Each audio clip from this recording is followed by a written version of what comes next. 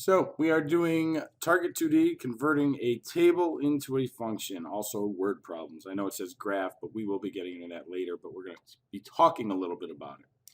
So first things first, your objectives. You will be able to create a function given a word problem, and you will be able to create a function given a table. All right, so when you create a function, every linear equation must have the following. A rate of change, which is also known as slope, when you're talking about graphing. So just keep that in the back of your mind. But for now, rate of change. And two, a y-intercept, which in word problems is going to be your fixed cost. And you use this formula, f of x equals mx plus b. You might have seen it as y equals mx plus b, which is slope-intercept form. But notice that your rate of change is the same color as your m because that's where that's going to go. And your y-intercept is the same color as the b because that's where that's going to go. What's in white will always be there. This could be a negative number, or a subtraction symbol, but for the most part, everything else is going to be there every time. So the first thing you're going to be doing is building a function when you're given a word problem. So when you're doing this, let's say you have the problem like this. Store can purchase t-shirts, which we're going to use T for $11 each and has a fixed cost of $3,400. And we have to write a linear equation for the store's total cost, which is C. Now you're used to writing equations. What you're not used to is having only two numbers in there. You're used to having that third largest number, which in the past has been your total cost. In this case, we're saying the total cost, we're just going to call it C. Okay?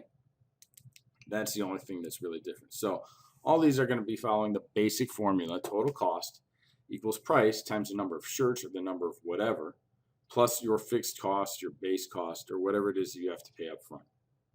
So basically, we're going to replace everything in the formula above with the values given in the problem. So that would be 11, T, 3,400, and C. Total cost, we're calling that C, right? The price is $11 each. The number of shirts we're representing by T, and your fixed cost is $3,400. So we write it as C equals 11T plus 3,400. Okay, and when you're asked to write an equation, you do not solve it unless you are also asked to solve it. So in this example, GameStop charges $2.25 per game rental plus $15 to rent the game system. We have to write a function that represents this situation. So again, we've got total cost equals the price times the number of games plus fixed costs. Now they didn't tell you what to call total cost, so we're just going to call it C, or because we're writing a function, we're going to call it C of X, okay? Because we're going to use X to represent the number of games because, again, they didn't tell us what to call. So we'll just use C and X. So first we do C of X equals MX plus B. So that's our equation set up with nothing inside it. Now all we have to do is find the rate of change, or in this case, the cost per game, which is $2.25, and the fixed cost, which is 15. And you plug that in, you get C of X equals 225X plus 15. There should be an equal sign. I'm not sure what happened to it.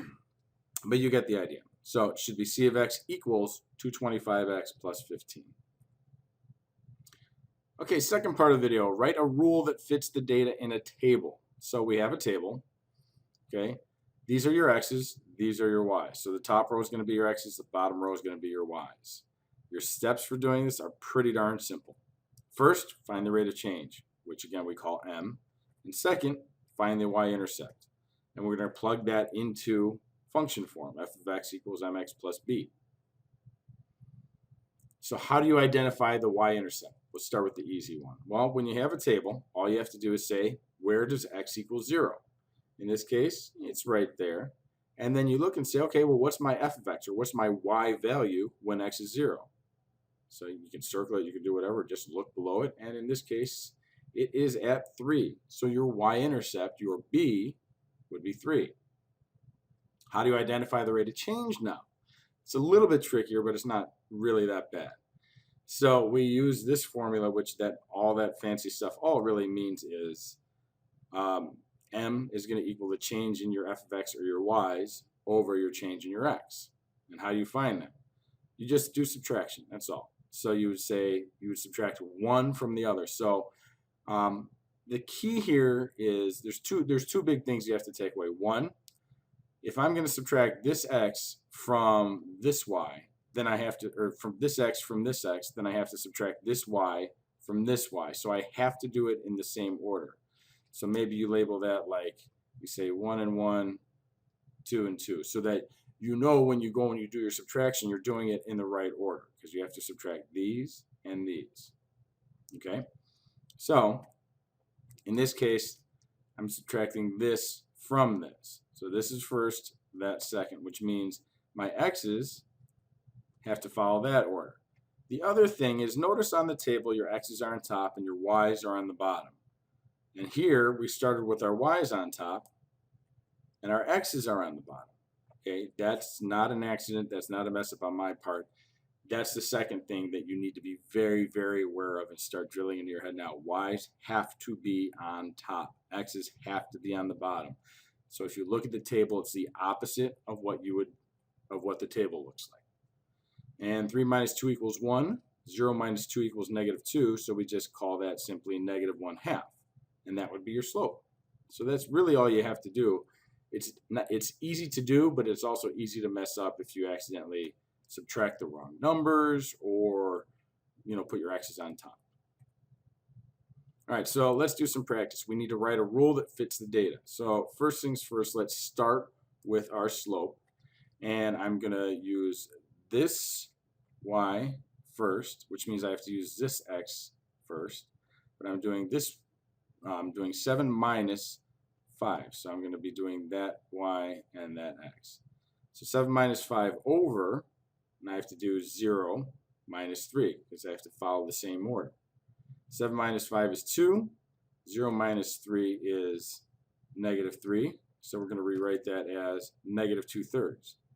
And now we've got to find what is my y-intercept. So again, look for where x is 0, which is right there, and say, well, what's y when x is 0? Y is 7. So b equals 7. And then the formula would just be f of x equals the -2/3 from this, x, plus 7, which was over here. So now you try one on your own. So again, write a rule that fits the data in the table. All you have to do is find the m and find the b. So two things. So first, you're going to find your m by doing -3 minus 0. Now I did it in reverse just in case this helps. Okay, so you're looking at the x first. So if you want to do that first, that's fine. Just remember that it's got to be on the bottom. And then on top would be -7 minus 4, or -7 minus -4. This is another thing to be careful of, these two negative symbols, since you're subtracting. So I started with this y and this x, and I finished with this x, this y. So I had to do -3 minus 0.